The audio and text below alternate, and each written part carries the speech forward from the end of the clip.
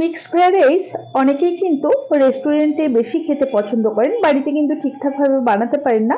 বানাতে পারলেও অনেক সময় রেস্টুরেন্টে গিয়ে খান। তবে একবার এভাবে বাড়িতে মিক্সড ফ্রাইড রাইস বানিয়ে খেলে কখনোই কিন্তু আপনি আর রেস্টুরেন্টে যাবেন না, এতটাই টেস্টি হয় এই মিক্সড ফ্রাইড রাইসটা। নমস্কার বন্ধুরা, গীতাস রান্না বান্নাতে আপনাদের সবাইকে স্বাগত। আসুন দেখে নেওয়া যাক রেসিপিটা। মিক্সড ফ্রাইড রাইস বানাবার জন্য প্রথমেই এখানে আমি বাসমতি চাল নিয়েছি 400 গ্রাম পরিমাণে। তো চালটাকে প্রথমেই আমরা ধুয়ে কিছুক্ষণ ভিজিয়ে রাখবো। তবে চালটা ধোয়ার সময় কিন্তু একদম কষলে কষলে ধোবো না, হালকা হাতে চালটাকে প্রেস করে করে ধুয়ে নেব। বেশি প্রেস করলে চালটা কিন্তু ভেঙে যেতে পারে। দেখুন, খুব ভালোভাবে চালটাকে 3 থেকে 4 বার জল বদলে বদলে ধুয়ে কিছুটা জলে ভিজিয়ে রেখে দিলাম। এখন চিকেন ম্যারিনেট করে নেব। এখানে 200 গ্রামের চেয়ে একটু বেশি পরিমাণ চিকেন রয়েছে, বোনলেস চিকেনের ছোট ছোট টুকরো। এখন চিকেনটাকে ম্যারিনেট করে নেব। তো প্রথমেই দিলাম হাফ টিস্পুন ঝাল লঙ্কা বা লাল লঙ্কার গুঁড়ো, সুন্দর একটা রঙের জন্য হাফ টিস্পুন পরিমাণ কাশ্মীরি লঙ্কার গুঁড়ো, হাফ টিস্পুনের চেয়ে একটু কম পরিমাণ গোলমরিচের গুঁড়ো, 1 চা চামচ পরিমাণ ডার্ক সয়া সস, 1 চা চামচ পরিমাণ ভিনিগার দিয়ে দিচ্ছি। ভিনিগারের পরিবর্তে লেবুর রসও অবশ্যই ব্যবহার করতে পারেন। সাথে হাফ চা চামচ পরিমাণ আদা রসুন বাটা দিয়ে খুব ভালোভাবে এই চিকেনটাকে ম্যারিনেট করে নিচ্ছি।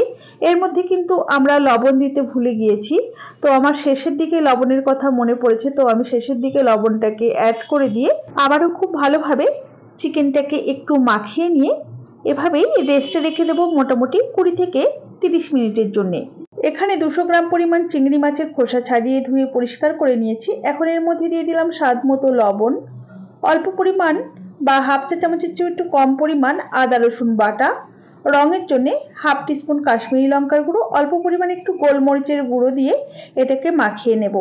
এর মধ্যে কিন্তু আর সয়া সস দেবো না, যেহেতু চিংড়ি মাছের নিজস্ব একটা গন্ধ রয়েছে, সেই জন্য এর মধ্যে কিন্তু সয়া সস দেওয়ার দরকার নেই। এটাকেও ম্যারিনেট করে রেখে দিলাম।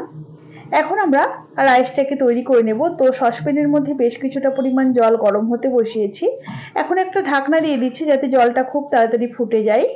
জলটা খুব ভালোভাবে ফুটে যাওয়ার পর এর মধ্যে দিয়ে দিচ্ছি স্বাদ মতো লবণ। এখানে কিন্তু লবণের পরিমাণটা একটু বেশি দিয়ে দিতে হবে যাতে রাইসটাও একটু লবণাক্ত হয়ে যায়। এখন এর মধ্যে 1 চা চামচ পরিমাণ দিয়ে দিলাম রিফাইন্ড অয়েল। এখন গ্যাসের ফ্লেমটা একটু কমিয়ে রেখে তারপর কিন্তু এই রাইসটাকে দিয়ে দিচ্ছি জলটা ঝরিয়ে। তো একটু নাড়াচাড়া করে নেব, আর গ্যাসের ফ্লেমটা কিন্তু প্রথমে হাইতে রাখবো, আর যখনই চালটা ফুটতে শুরু করবে তখন গ্যাসের ফ্লেমটা একটু কমিয়ে রেখে, একদমই কমিয়ে রেখে তারপর কিন্তু আমরা রাইসটা রান্না করব, যাতে একটার সাথে আর একটা ধাক্কা লেগে রাইসটা ভেঙে না যায়। দেখুন, বেশ সুন্দর কিন্তু আমাদের রাইসটা তৈরি হয়ে গেছে। আমি দেখে নিচ্ছি, দেখুন বেশ সুন্দর রাইসটা সেদ্ধ হয়ে গেছে। এখন আমি এই রাইসের ফ্যানটাকে ঝরিয়ে নেব। চাইলে যে কোনো স্ট্রেনারের মধ্যেও ঢালতে পারেন, যাই হোক আমি ফ্যানটাকে ঝরিয়ে নিয়েছি। এখন মূল রান্নাটা করবার জন্য কড়াইতে অল্প পরিমাণ তেল গরম করে নিয়ে এর মধ্যে 2টো ফাটিয়ে নেওয়া ডিম দিয়ে দিচ্ছি, সাথে দিয়ে দিচ্ছি অল্প পরিমাণ একটু নুন আর গোলমরিচের গুঁড়ো। ডিমটাকে একটু নাড়াচাড়া করে নিয়ে এভাবেই ভেজে নেব। তবে নাড়াচাড়া করে এটাকে কিন্তু খুব বেশি ঝুড়ো ঝুড়ো করে ফেলবো না, একটু যাতে দানা দানা থাকে সেটা কিন্তু খেয়াল রাখতে হবে। আবার খুব বেশি বড় বড়ও রাখবো না। দেখুন, এরকম ভাবে মানে যাতে রাইসের সাথে মিশে যায়। তো এরকম দানা দানা রেখে ডিমটাকে ভেজে তুলে নিলাম। হাই ফ্লেমে ভাজতে হবে, আর খুব বেশি সময় ধরে কিন্তু ভাজবার প্রয়োজন নেই। এখন ওই একই কড়াইতে আরও একটু তেল গরম করে নিয়ে ম্যারিনেট করে রাখা চিকেনের টুকরোগুলো দিয়ে হাই ফ্লেমে মোটামুটি 3 থেকে 4 মিনিট সময় ধরে এই চিকেনের টুকরোগুলোকেও বেশ সুন্দর করে ভেজে নিতে হবে। খুব বেশি সময় কিন্তু লাগবে না এই চিকেনের টুকরোগুলো ভাজবার জন্য, মোটামুটি 4 মিনিটের মধ্যেই হয়ে যাবে। চিকেনের টুকরোগুলো ভেজে তুলে নিয়ে ওই একই কড়াইতে আরও একটু তেল যোগ করে দিয়ে এখন চিংড়ি মাছগুলো ভেজে নেব। তবে চিংড়ি মাছগুলো কিন্তু প্রথমে ভাজবো না, কেননা চিংড়ি মাছের যে একটা গন্ধ রয়েছে সেটা কিন্তু সমস্ত কিছুর মধ্যেই ফ্লেভারটা চলে যাবে। সেই জন্য যাতে চিংড়ি মাছের ফ্লেভারটা চিংড়ি মাছের মধ্যেই বজায় থাকে, সেই জন্য শেষের দিকে ভেজে তুলে নিয়েছি। সমস্ত কিছুই ভেজে তুলে নিয়ে আরও একটু তেল যোগ করে দিয়েছি।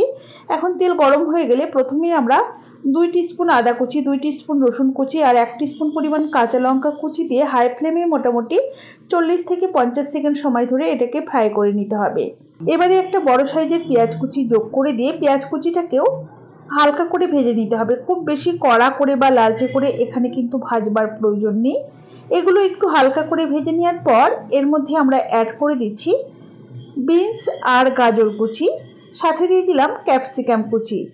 এখন এগুলোকে একটু নাড়াচাড়া করে মোটামুটি মিনিট 2 ফ্রাই করে নেওয়ার পর এর মধ্যে দিয়ে দেব স্বাদ মতো লবণ, যাতে এই সমস্ত কিছু খুব তাড়াতাড়ি সুসেদ্ধ হয়ে যায়। আপনি যদি আমার চ্যানেলের নতুন বন্ধু হয়ে থাকেন তাহলে অবশ্যই পাশে থাকা বেল আইকন সমেত আমার চ্যানেলটিকে সাবস্ক্রাইব করে নেওয়ার অনুরোধ রইল। দেখুন এগুলো বেশ সুন্দর ভাজা ভাজা হয়ে গেছে, নরমও হয়ে গেছে। এই সময়তে আগে থেকে তৈরি করে রাখা রাইসটা এর মধ্যে পুরোটাই দিয়ে দিলাম। সাথে যে জিনিসগুলো আমরা ফ্রাই করে রেখেছিলাম যেমন ডিম, চিকেন আর চিংড়ি মাছ সেটাও দিয়ে দিলাম। অল্প পরিমাণ একটু লবণ যোগ করে দিলাম, সাথে দিয়ে দিচ্ছি 2 চা চামচ পরিমাণ চিনি। চিনিটাকে বাড়িয়ে বা কমিয়ে আপনারা অবশ্যই ব্যবহার করতে পারেন। সাথে হাফ চা চামচ পরিমাণ গোলমরিচের গুঁড়ো, আপনারা যতটা ঝাল খেতে চান সেই বুঝে কিন্তু গোলমরিচের গুঁড়োর ব্যবহার করতে হবে। সাথে দিয়ে দিলাম 1 চা চামচের মতো ভিনিগার আর 1 চা চামচের মতো ডার্ক সয়া সস। ভিনিগারের পরিবর্তে অবশ্যই লেবুর রসের ব্যবহার করতে পারেন, তবে সেটা কিন্তু সবার শেষেই অ্যাড করতে হবে। এখন এই সমস্ত কিছুকে মিডিয়াম হাই ফ্লেমে নাড়াচাড়া করে খুব ভালোভাবে মিশিয়ে নিতে হবে। আপনি চাইলে এরকম হাতা খুন্তি দিয়েও মিশিয়ে নিতে পারেন, আবার এরকম ভাবে কড়াইয়ের দুটো হ্যান্ডেল ধরেও কিন্তু এরকম ঝাঁকিয়ে ঝাঁকিয়েও মিশিয়ে নিতে পারেন। যেটা আপনার সুবিধা হবে সেভাবে মিশিয়ে নেবেন, তবে খুব ভালোভাবে মিশিয়ে নিতে হবে। দেখুন খুব ভালোভাবে মোটামুটি আমার মিশিয়ে নেওয়া হয়ে গেছে। এভাবেই মোটামুটি 3 থেকে 4 মিনিট হাই ফ্লেমে রান্না করে নিয়েছি। এখন সবার শেষে এর মধ্যে দিয়ে দিলাম অল্প পরিমাণ একটু স্প্রিং অনিয়ন কুচি, সাথে খুব অল্প পরিমাণ একটুখানি ধনেপাতা কুচি। এখন খুব ভালোভাবে নাড়াচাড়া করে নিচ্ছি, গ্যাসের ফ্লেম বন্ধ করে এরপর পরিবেশন করে দেব। আমার এই মিক্স ফ্রাইড রাইসের রেসিপিটা আপনাদের কেমন লাগলো অবশ্যই আমাকে কমেন্ট বক্সে কমেন্ট করে জানাতে ভুলবেন না যেন। ভালো লাগলে অবশ্যই একটি লাইক করবেন আর বন্ধুদের সাথে প্রচুর প্রচুর শেয়ার করবেন। আমার চ্যানেলে কয়েকদিন আগে কিন্তু চিলি চিকেনের রেসিপিটা শেয়ার করেছি, আর এই চিলি চিকেনটা কিন্তু আমি এই মিক্স ফ্রাইড রাইসের সাথে খাবার জন্যই বানিয়েছিলাম। তো আপনারা যদি দেখে না থাকেন আমি লিঙ্কটা ডেসক্রিপশন বক্সে দিয়ে দেবো, চাইলে ওখান থেকে দেখে নিতে পারেন। তাহলে আজ এই পর্যন্তই। সকলে ভালো থাকবেন, সুস্থ থাকবেন। হাজির হয়ে যাবো নতুন কোনো রেসিপি নিয়ে। ধন্যবাদ।